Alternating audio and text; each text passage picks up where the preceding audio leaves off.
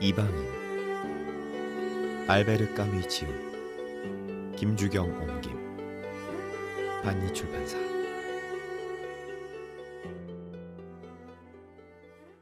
일부. 오늘 엄마가 죽었다. 아니, 어쩌면 어제인지도 모르겠다. 양로원에서 전보 한 통이 왔다. 모친 사망, 내일 장례, 삼가 조의를 표함. 이것만으론 알 수 없다. 아마 어제였을 것이다. 양로원은 알제에서 80km 떨어진 마렌고에 있다. 2시에 버스를 타면 오후 안에 도착할 것이다. 그러면 거기서 밤샘을 할 수 있고 내일 저녁엔 돌아올 것이다. 사장에게 이틀 휴가를 요청했다. 사장은 사유가 사유이니만큼 거절할 수 없었지만 못마땅한 표정이었다. 그래서 나는 이렇게 말하고 말았다. 제 탓이 아니지 않습니까? 사장은 대답하지 않았다. 그 말을 하지 말았어야 했다는 생각이 들었다. 말하자면 변명 같은 걸 할 필요가 없었다. 오히려 사장이 내게 위로의 말을 건넸어야 했다. 아마도 모레 내가 상복 입고 온 걸 보면 그렇게 하겠지. 지금으로서는 뭐랄까, 엄마가 죽지 않은 거나 마찬가지니까. 하지만 장례식이 끝나고 나면 기정사실이 되어 모든 게 공식적으로 보이게 될 터였다. 2시 버스를 타기로 했다. 날씨가 몹시 더웠다. 늘 하던 대로 셀레스틴의 식당에서 밥을 먹었는데 식당 사람들 모두가 나를 걱정해 주었고 셀레스틴은 이렇게 말했다. 엄마는 한 분뿐인데 말이야. 내가 그곳을 나설 때 모두 문까지 따라 나왔다. 검은 넥타이와 상장을 빌리기 위해 에마뉴엘의 집까지 올라가야 했기 때문에 나는 조금 정신이 없는 상태였다. 그는 몇 달 전에 삼촌을 잃었던 것이다. 버스를 놓치지 않으려고 막 뛰었다. 차를 타자마자 졸음이 몰려오기 시작한 건 그렇게 허겁지겁 뛰었던 데다 차가 흔들리고 기름 냄새도 나고 거리와 하늘의 반사광까지 비쳤기 때문일 것이다. 차를 타고 가는 동안 거의 내내 잠을 잤다. 눈을 떴을 때는 옆자리의 군인에게 몸을 기대고 있었다. 그는 내게 미소를 지으며 멀리서 왔느냐고 물었다. 더 이상 말을 섞고 싶지 않아서 그냥 네 하고 대답했다. 양로원은 마을에서 2km 떨어진 곳에 있었다. 난 걸어서 갔다. 곧바로 엄마를 보고 싶었지만 관리인이 먼저 원장부터 만나야 한다고 했다. 원장이 바빴기 때문에 조금 기다렸다. 그동안 관리인은 계속 말을 했고 드디어 원장을 보았다. 원장은 원장실에서 나를 맞이했다. 작은 몸집에 레지용 도네르 훈장을 달고 있는 노인이었다. 그가 맑은 눈으로 나를 바라봤다. 그리고 내 손을 잡았는데 너무 오랫동안 잡고 있어 어떻게 손을 빼야 할지 몰랐다. 그는 서류를 살펴본 뒤 말했다. 메르소 부인께서 3년 전에 여기 들어오셨군요. 당신이 그분의 유일한 부양자고요. 왠지 원장이 나를 질책한다는 생각이 들어 사정을 설명하기 시작했다. 하지만 그가 내 말을 끊었다. 변명하지 않아도 돼요.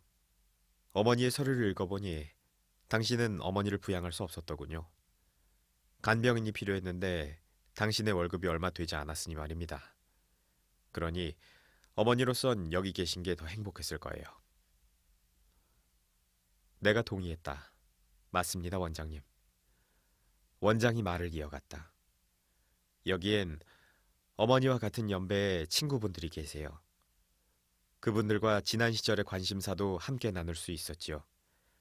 당신은 젊으니 당신과 둘이만 있었다면 어머니께서 답답하셨을 겁니다. 맞는 말이었다. 엄마는 집에 있었을 때 종일토록 말없이 나를 지켜보는 걸로 시간을 보냈다. 양로원에 들어간 뒤 처음 며칠은 자주 울었다. 하지만 그건 습관 때문이었다. 아마 몇 달 뒤 양로원에서 데리고 나오려 했다면 그때도 울었을 것이다.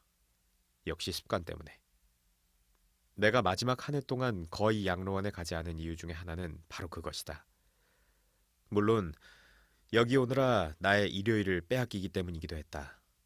정류장까지 가고 차표를 사고 2시간이나 차를 타는 수고까지는 그렇다고 치더라도 원장은 계속 이야기를 이어갔지만 거의 듣지 않았다.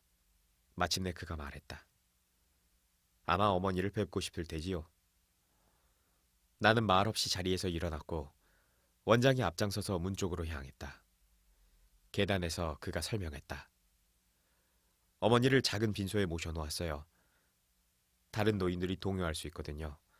노인 한 분이 세상을 뜨면 그때마다 2, 3일간은 모두들 신경이 날카로워지거든요.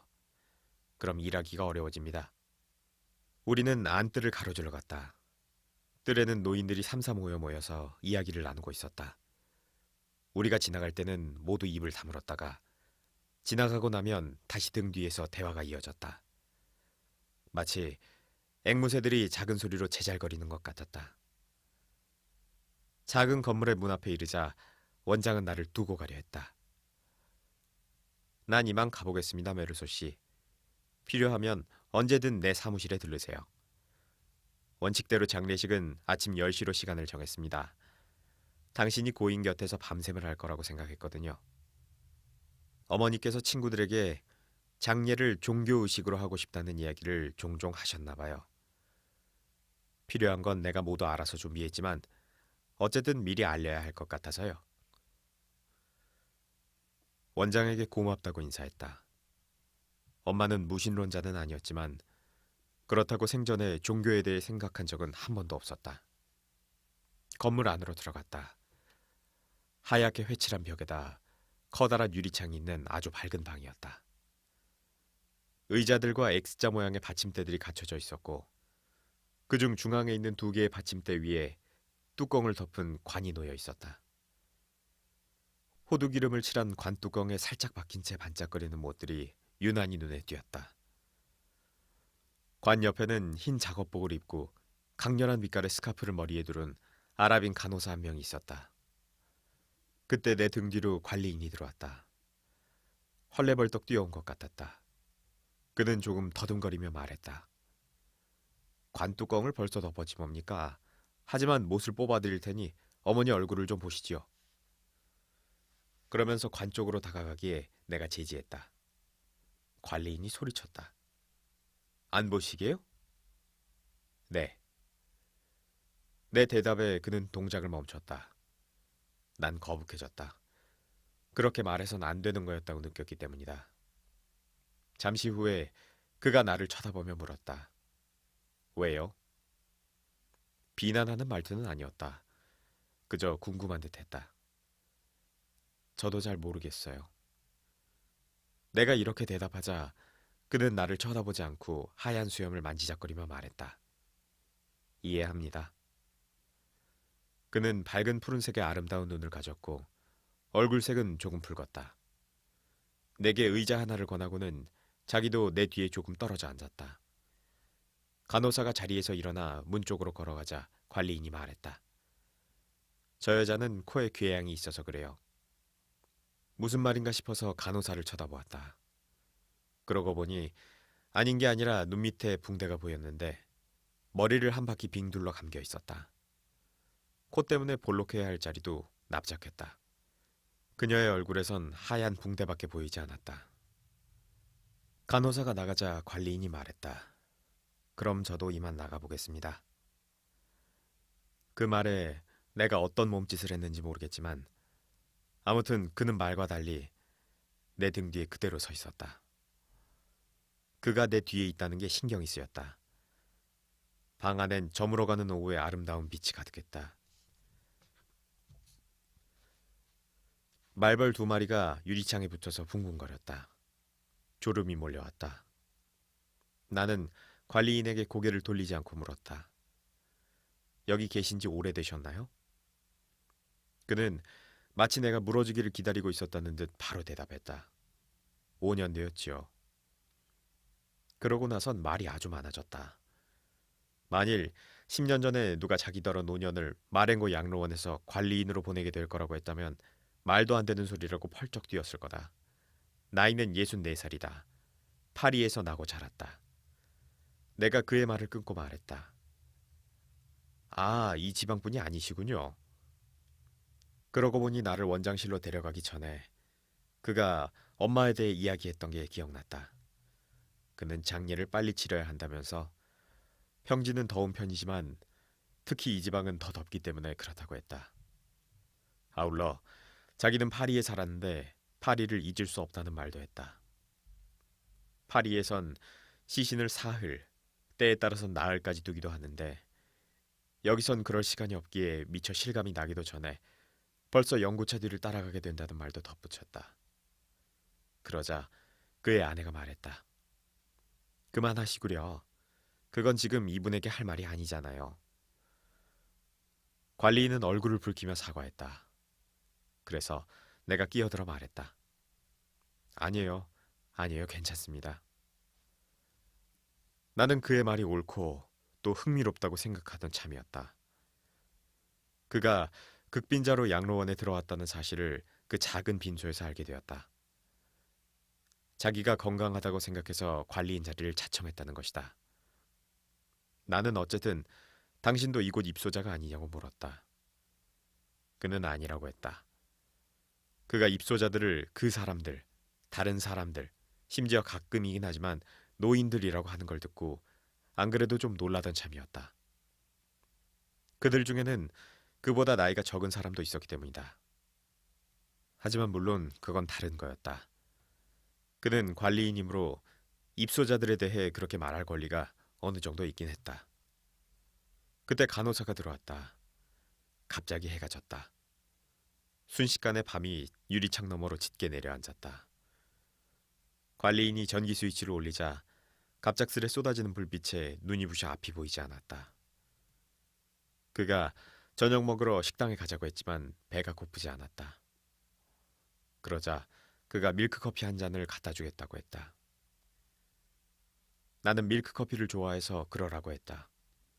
잠시 후에 그가 쟁반을 들고 돌아왔다. 커피를 마셨다.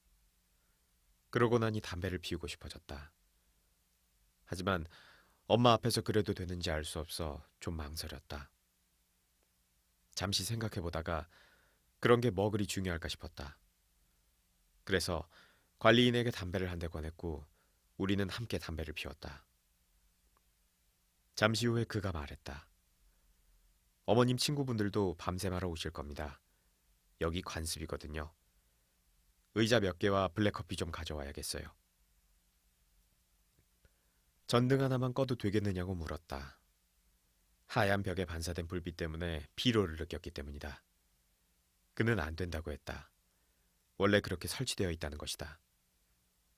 한꺼번에 전부 켜지거나 전부 꺼지거나 더 이상 그에게 신경을 쓰지 않았다. 관리인은 잠시 나갔다가 돌아와서 의자들을 늘어놓았다. 그리고 한 의자 위에 커피포트를 올려놓고 그 주위에 커피잔들을 포개놓은 다음 엄마의 관 건너편으로 가서 나와 마주보고 앉았다. 간호사도 등을 돌린 채 그 안쪽에 앉아 있었다. 그녀가 무엇을 하고 있는지 보이지 않았지만 팔의 움직임으로 보아 뜨개질을 하고 있다는 생각이 들었다. 실내가 따뜻한 데다 커피를 마셔서 몸이 훈훈해졌고 열린 문으로 밤의 향기와 꽃향내가 흘러들어와 나도 모르게 잠깐 졸았던 것 같다. 뭔가 바스락거리는 소리에 정신을 차렸다. 눈을 감고 있었던 터라 방 안의 하얀 빛이 더욱 눈부시게 느껴졌다. 내 앞에는 그림자 하나 없었고 물건 하나하나, 모서리 하나하나와 모든 곡선들이 눈이 아플 정도로 선명하게 윤곽을 드러냈다. 엄마 친구들이 들어온 건 그때였다. 모두 10명 정도였는데 그 눈부신 빛 속으로 소리도 없이 미끄러져 들어왔다. 그러고는 의자 끄는 소리조차 내지 않고 자리에 앉았다. 나는 지금껏 사람을 한 번도 본 적 없는 것처럼 그들을 바라보았고 그들의 얼굴이나 옷차림의 아주 세세한 것도 놓치지 않고 찬찬히 살폈다. 하지만 그들은 어찌나 소리 하나 내지 않던지 실제하는 존재들이라고 믿기 어려울 정도였다. 여자들은 거의 모두 앞치마를 두르고 있었고 끈으로 허리를 바짝 졸라맨 탓에 불룩한 배가 더 도드러져 보였다. 나이든 여자들의 배가 얼마나 나올 수 있는지 지금까지 한 번도 눈여겨본 적이 없었다. 그런가 하면 남자들은 거의 모두가 몹시 야인데다 지팡이를 짚고 있었다. 그들의 얼굴을 보며 놀란 건 눈은 어디 붙어 있는지 보이지 않고 자글자글한 주름살 속에서 생기 없는 빛만 보인다는 거였다.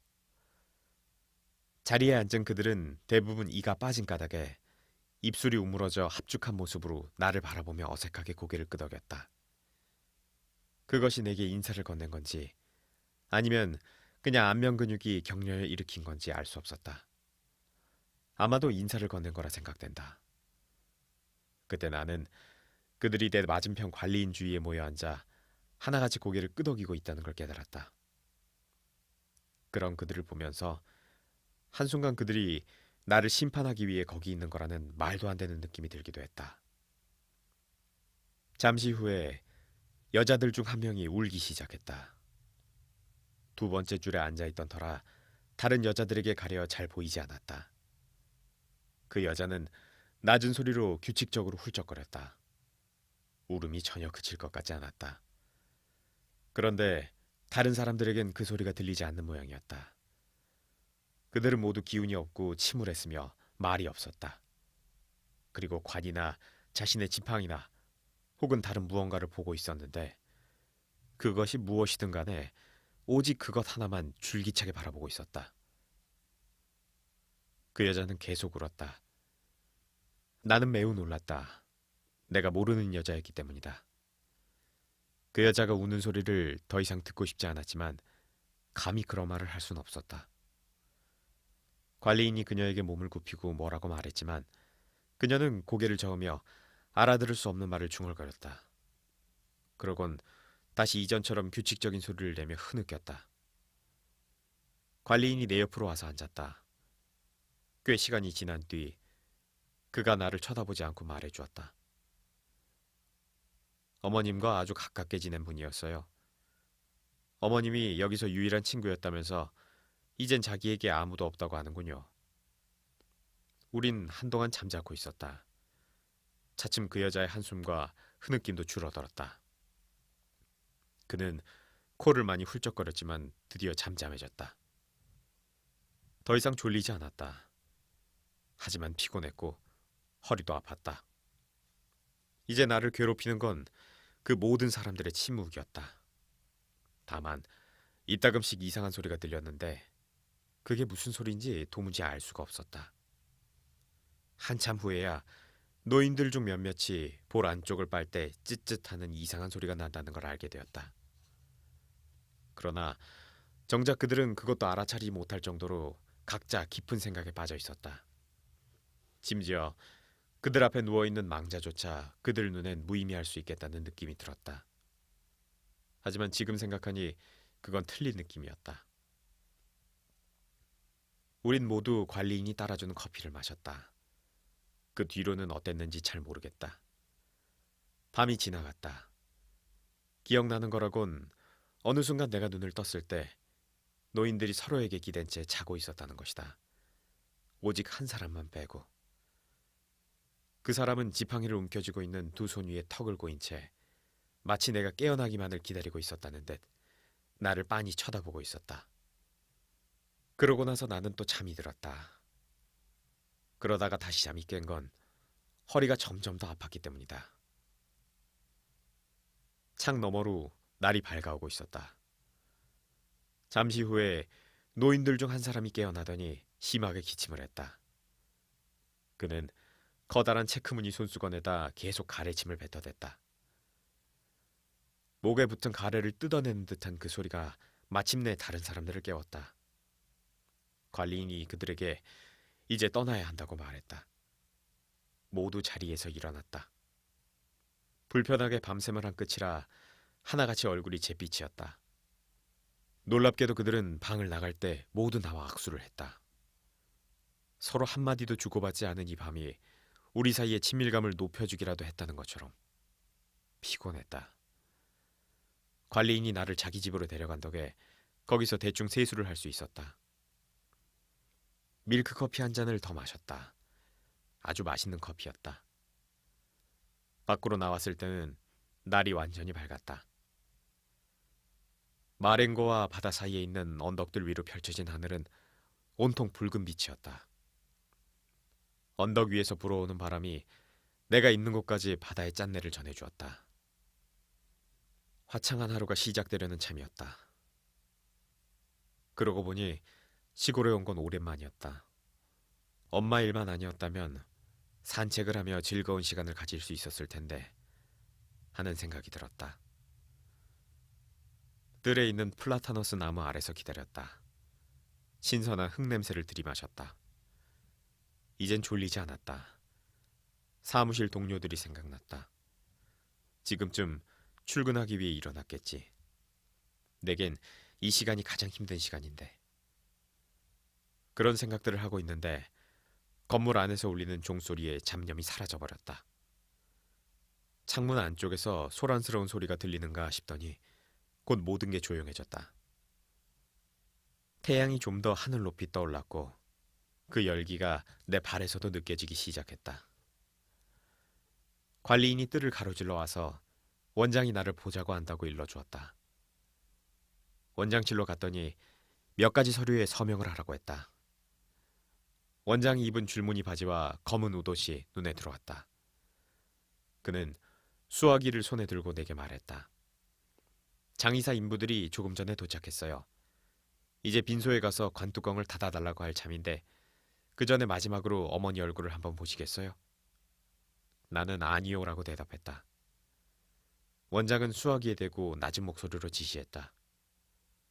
피자크 씨, 이제 그 사람들에게 가서 일을 해도 된다고 하세요.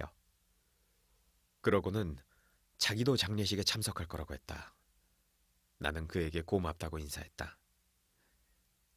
원장은 책상 뒤로 가서 짧은 다리를 꼬고 앉더니 자기와 나, 우리 둘에다 담당 간호사 한 명이 전부라고 알려줬다. 입소자들은 장례식에 참석할 수 없는 게 이곳의 규칙이라고 했다. 그들은 밤샘만 할 수 있다는 것이다. 그러면서 특별히 강조했다. 인정이란 게 있으니까요. 하지만 이번만큼은 특별히 엄마의 친구라는 한 노인에게 온구행렬을 따르도록 허락했다고 했다. 토마 페레라는 노인이에요. 이 부분에서 원장은 미소를 지었다. 그리고 말을 이어갔다. 이해하시겠지만 조금은 애들 같은 감정이었지요. 그분과 어머님은 항상 붙어 다니셨어요.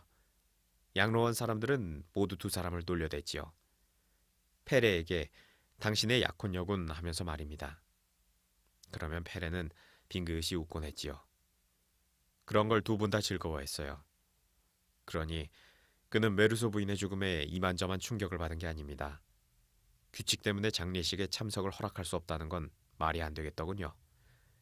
대신 왕진원 의사가 말려서 어제 밤샘은 못하겠지요. 우리는 꽤 오랫동안 말없이 가만히 있었다. 원장이 일어나서 창밖을 내다보다가 말했다. 마렌고의 신부님이 벌써 오셨군요. 예정된 시간보다 일찍 오셨네요. 그는 마을에 있는 성당까지 걸어가는데 좋기 45분은 걸린다고 알려주었다. 우린 밑으로 내려갔다. 건물 앞에 그 신부와 성가대 아이 둘이 있었다. 두 아이 중 한 명은 향로를 들고 있었고 신부는 몸을 굽힌 채 향로의 은사슬 길이를 아이 키에 맞게 조절해주고 있었다. 우리가 다가가자 신부는 허리를 폈다. 그는 나를 내 아들이라고 부르며 몇 마디 말을 건넸다. 그러고는 건물 안으로 들어갔다. 나도 뒤따라 들어갔다. 방 안에 들어와 있는 검은 옷차림의 남자 4명과 관뚜껑에 꽉 조여있는 나사못들이 한눈에 들어왔다. 운구마차가 길에서 기다리고 있다는 원장의 말과 기도를 시작하는 사제의 목소리가 동시에 들려왔다. 그때부터는 모든 게 신속하게 진행되었다. 사람들이 덮개를 들고 관을 향해 나아갔다. 사제와 그 뒤를 따르는 아이들과 원장과 나도 밖으로 나갔다. 문 앞에 한 여자가 서 있었다. 모르는 사람이었다. 원장이 말했다. 이쪽은 메르소 씨입니다. 그 여자의 이름은 못 들었지만 담당 간호사라는 걸 알 수 있었다. 그녀는 바싹 마르고 긴 얼굴에 웃음기 없는 표정으로 고개를 숙여 인사했다. 그리고 우리는 시신이 지나갈 수 있도록 옆으로 비켜섰다. 모두들 운구하는 사람들 뒤를 따라 양로원을 나섰다. 문 앞에 운구마차가 있었다. 리스치를 해서 번쩍거리는 장방형의 마차는 필통을 연상시켰다. 마차 옆에는 장례 진행을 맡은 우스꽝스러운 복장의 키 작은 남자와 태도가 부자연스러운 노인 한 명이 있었다. 그 노인이 페렛이라는 걸 알 수 있었다. 그는 챙이 넓고 위가 둥근 부드러운 펠트 모자를 쓰고 있었다. 관이 문을 통과할 때 그 모자를 벗었다. 바지는 구두 위에서 밑단이 구깃구깃하게 접혀 있었으며 목에 맨 검은색 나비 넥타이는 와이셔츠의 커다란 흰 기재에 비해 지나치게 작았다. 검은 점이 촘촘히 박힌 코 밑에서 입술이 파르르 떨리고 있었다.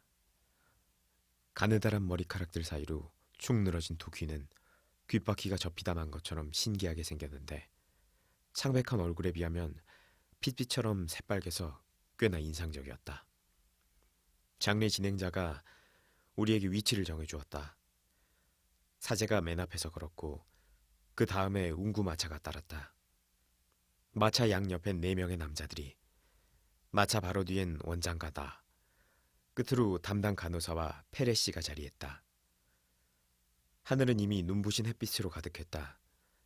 그 햇빛이 땅을 짓누르듯이 내리쬐기 시작하자 순식간에 기온이 올라갔다. 그때 출발하기까지 왜 그리 오랫동안 지체했는지 지금도 모를 일이다.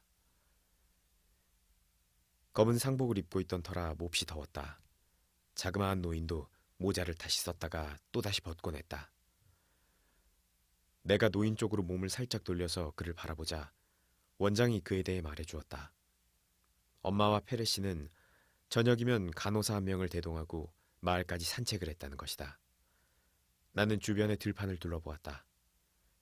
하늘과 맞닿은 언덕까지 줄지어 늘어선 사이프러스 나무들, 젓갈색과 녹색의 대지, 띄엄띄엄 흩어져 있지만 뚜렷하게 보이는 집들. 엄마를 이해할 수 있었다. 이 지방에서 저녁은 우수가 깃든 휴식 시간 같았을 게 틀림없다. 그런데 오늘 넘쳐나는 햇빛이 이 모든 풍경을 뒤흔들어 비인간적이고 나른한 것으로 만들어버렸다. 우린 걷기 시작했다. 페레가 다리를 살짝 전다는 걸 알아차린 건 그때였다.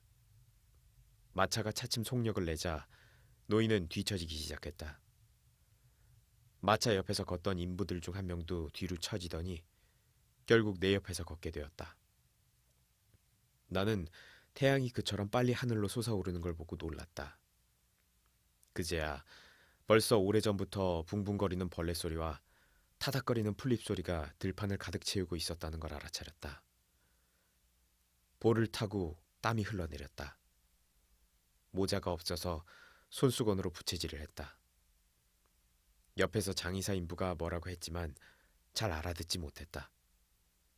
그는 오른손으로 모자챙을 들어 올리고 왼손에 쥐고 있던 손수건으로 머리에 땀을 닦았다. 내가 물었다. 뭐라고 하셨죠? 그가 하늘을 가리키며 말했다. 엄청 내리쬐네요. 내가 대답했다. 그러게요. 잠시 후에 그가 물었다. 어머님이 돌아가신 건가요? 네. 연세가 많으셨어요? 그런대로 뭐... 나는 그렇게 얼버무렸다. 정확한 나이를 몰랐기 때문이다. 그러자 그가 입을 다물었다. 뒤를 돌아보니 페레 노인은 우리보다 50m쯤 뒤쳐져 있었다. 손에 펠트 모자를 들고 열심히 흔들며 서둘러 걷고 있었다. 고개를 돌려 원장도 보았다. 그는 불필요한 동작 하나 없이 아주 품위 있게 걷고 있었다. 그의 이마에도 땀방울이 송글송글 맺혀 있었지만 닿지 않았다. 행렬이 조금 빨라진 것 같았다.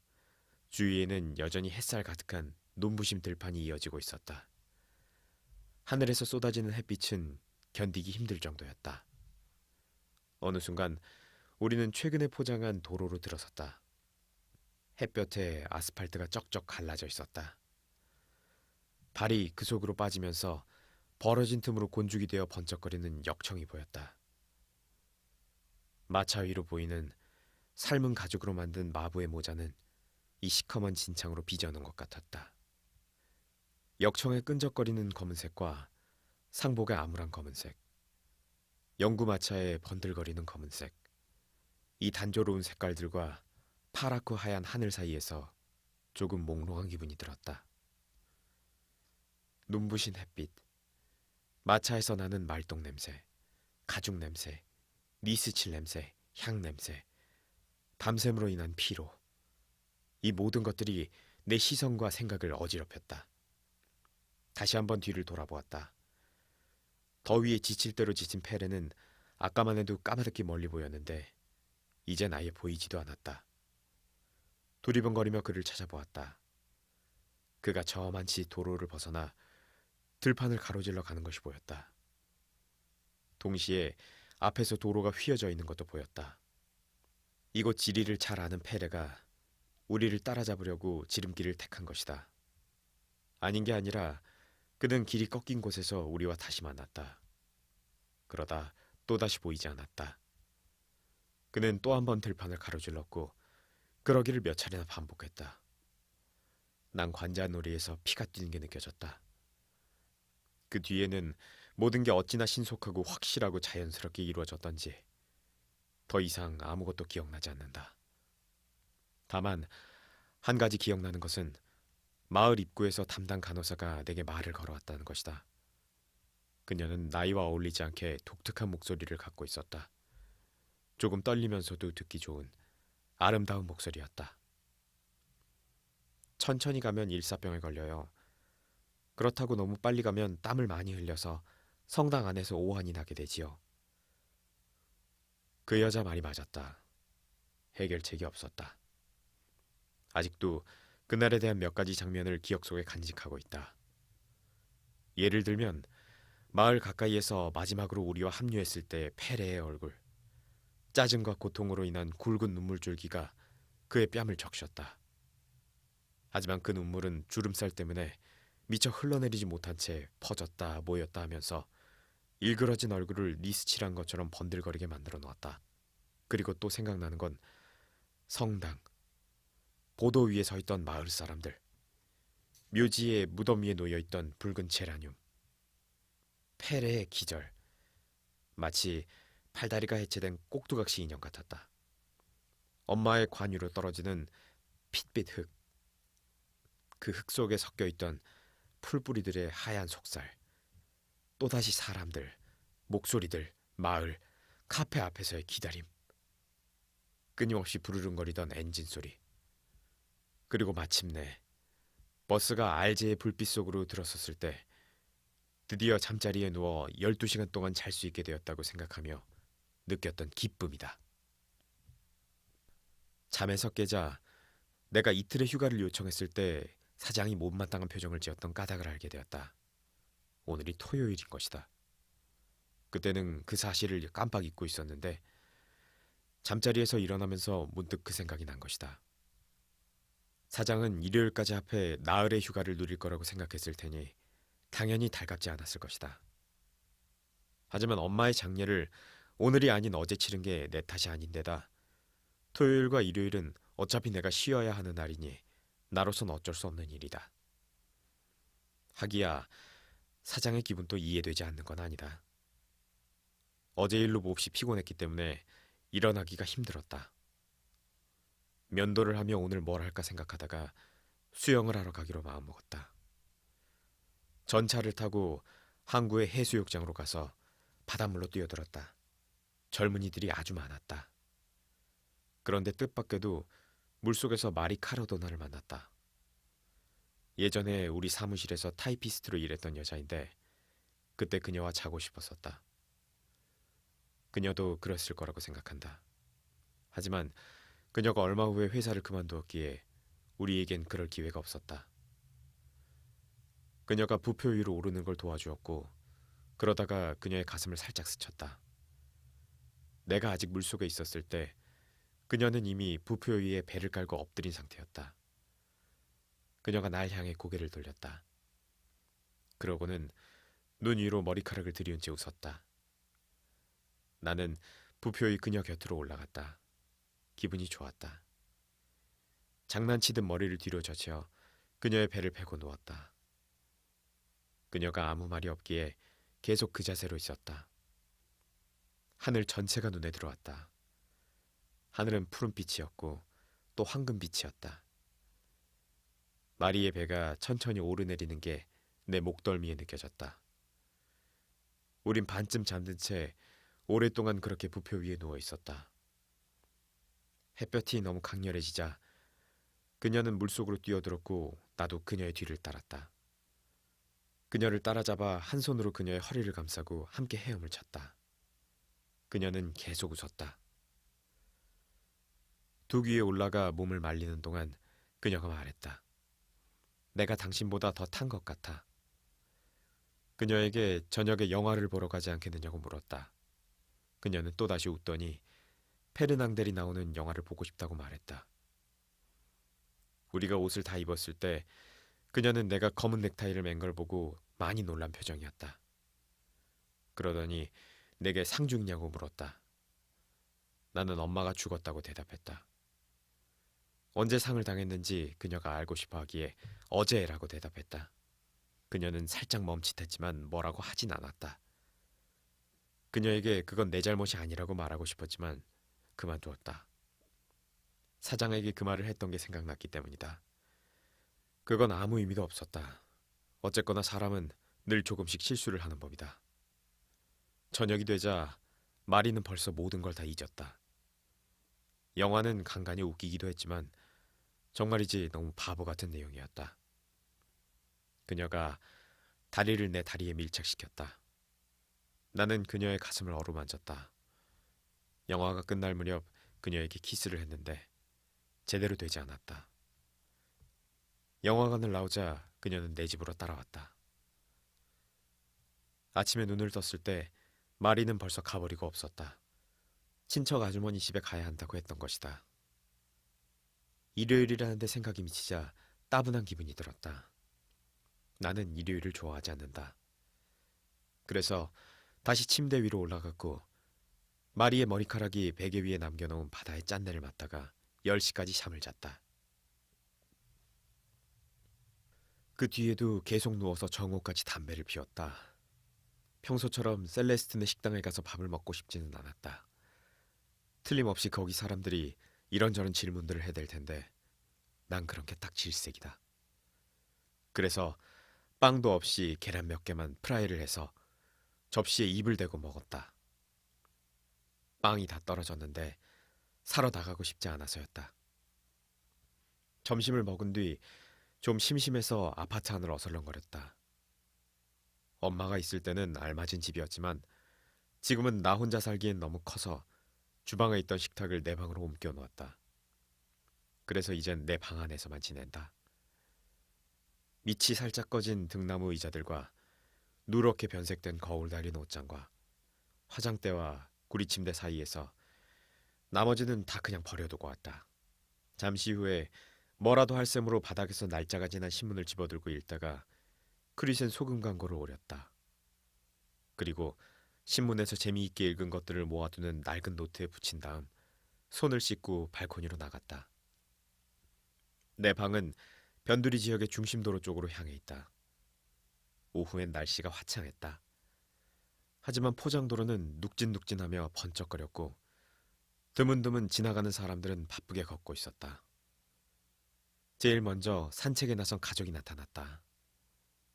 해군복 상의에 무릎 위로 껑충 올라온 반바지를 입은 사내아이 2명은 뻣뻣한 옷이 불편해 보였다. 더 어린 여자아이는 커다란 분홍색 리본을 달고 까만 에나멜 구두를 신고 있었다. 아이들 뒤로는 뚱뚱한 몸집에 밤색 비단 옷을 입은 엄마와 키가 작고 홀쭉한 아빠가 따라가고 있었다. 나와는 안면이 있는 남자였다. 그는 둥글고 납작한 밀짚 모자를 쓰고 나비 넥타이를 매고 짧은 지팡이를 짚고 있었다. 아내와 함께 있는 모습을 보니 동네 사람들이 왜 그를 점잖다고 이야기하는지 알 것 같았다. 조금 더 시간이 지나자 변두리에 사는 청년들이 지나갔다. 머리엔 반지르르하게 기름을 바르고 빨간 넥타이를 맨 데다 허리가 꽉 끼는 양복 저고리에는 수가 놓인 장식 손수건을 꽂았으며 코가 네모난 구두를 신고 있었다. 시내에 영화관에 가는 길일 거라 생각이 들었다. 그래서 저렇게 일찌감치 출발해서 떠들썩하게 웃으며 전차를 타려고 바삐 걷는 것일 테지. 그들이 지나간 뒤 거리는 점차 한적해졌다. 곳곳에서 공연이 시작되었기 때문일 거라고 생각했다. 이제 거리에는 상점 주인들과 고양이들밖에 보이지 않았다. 거리에 줄지어 서 있는 무화과 나무들 위로 하늘은 맑았지만 찬란한 빛은 없었다. 맞은편 보도 위에 담배가게 주인이 의자를 들고 나와서 문 앞에다가 돌려놓더니 말 타듯 의자에 걸터 앉아서 두 팔을 등받이 위에 걸쳐 놓았다. 조금 전까지만 해도 10,000원이었던 전차들은 거의 텅텅 비었다. 담배가게 옆에 있는 작은 카페 피에로에도 손님이 없어 한산했고 웨이터 혼자 톱밥을 쓸어 담고 있었다. 과연 일요일이었다. 담배가게 주인처럼 나도 의자를 돌려놓고 등받이에 손을 얹은 채 걸터 앉았다. 그게 더 편할 것 같아서였다. 그리고 담배 2대를 피운 뒤 안에 들어가 초콜릿 한 조각을 가져다가 창가에서 먹었다. 잠시 후에 하늘이 흐려졌다. 여름 소나기가 곧 쏟아지겠구나 싶었다. 그러나 하늘은 차츰 다시 밝아졌다. 그래도 구름이 지나가면서 비가 올 거라는 약속을 남긴 듯 거리는 더 어두워졌다. 나는 그 자리에서 오랫동안 하늘을 올려다보았다. 5시가 되자 전차들이 시끄러운 소리를 내며 도착했다. 외곽의 경기장으로부터 오는 전차들마다 발판과 난간까지 승객들이 꽉 들어차 있었다. 이어서 도착한 전차에는 선수들이 타고 있었는데 손에 든 작은 가방을 보고 선수라는 걸 알아차렸다. 그들은 자기네 클럽은 결코 패하지 않을 거라며 목청껏 함성을 지르고 노래를 불렀다. 청년들 여럿이 내게 손짓을 했다. 그중 한 명은 나를 향해 우리가 이겼어 하고 외치기까지 했다. 나도 고개를 끄덕이며 잘했어라고 했다. 그때부터 버스들이 밀려들기 시작했다. 하루의 풍경이 또 조금 변했다. 지붕들 위로 보이는 하늘이 붉어지고 저녁이 되면서 거리가 활기를 띠기 시작한 것이다. 산책 나갔던 사람들이 하나 둘 돌아오고 있었다. 많은 사람들 속에서 그 점잖은 남자를 대번에 알아보았다. 아이들은 울거나 질질 끌려오고 있었다. 그와 동시에 동네 영화관들이 관객들을 거리로 쏟아냈다. 그중 젊은이들의 몸짓이 평소보다 더 단호해진 것을 보고 모험 영화를 보았구나 생각했다. 시내 영화관에서 돌아오는 사람들은 조금 뒤에 도착했다. 그들은 심각한 표정이었다. 여전히 웃고 있긴 했지만 이따금씩 피곤하고 생각에 잠긴 모습을 보여주었다. 그들은 동네를 금방 뜨지 않고 남아서 맞은편 보도 위를 어슬렁거리며 왔다 갔다 했다. 모자도 쓰지 않은 채 서로 팔짱을 끼고 서 있는 동네 아가씨들도 있었다. 청년들이 우연히 지나가는 것처럼 슬쩍 다가가 농담을 던지자 아가씨들은 고개를 돌리며 웃었다. 그중 내가 아는 아가씨 몇 명이 내게 손을 흔들었다. 그때 갑자기 가로등이 켜졌다. 그러자 밤하늘에 제일 먼저 나타난 별빛들이 희미해졌다. 사람들과 불빛으로 가득한 보도를 바라보고 있자니 눈이 피곤해지는 걸 느꼈다. 젖은 도로가 가로등 불빛에 번들거렸고 규칙적인 간격으로 지나가는 전차들의 불빛이 머리털이나 미소 짓는 얼굴, 은팔찌 위에 반사되어서 반짝거렸다. 잠시 후 전차들도 점차 뜸해지고 벌써 짙어진 어둠이 나무들과 가로등 위에 내려앉았다. 동네도 어느새 고양이 한 마리만 느릿하게 지나갈 정도로 한산해졌다. 그제야 저녁을 먹어야겠다는 생각이 들었다. 너무 오랫동안 의자 등받이에 기대고 있어서인지 목이 좀 아팠다. 내려가서 빵과 파스타를 사왔다. 그리고 요리를 해서 앉지도 않고 그냥 선체로 대충 먹었다. 창가로 가서 담배 한 대를 피우고 싶었지만 공기가 선선해서 조금 추웠다. 창문을 닫고 안으로 들어오는데 거울 속에 비친 식탁 모서리가 보였다.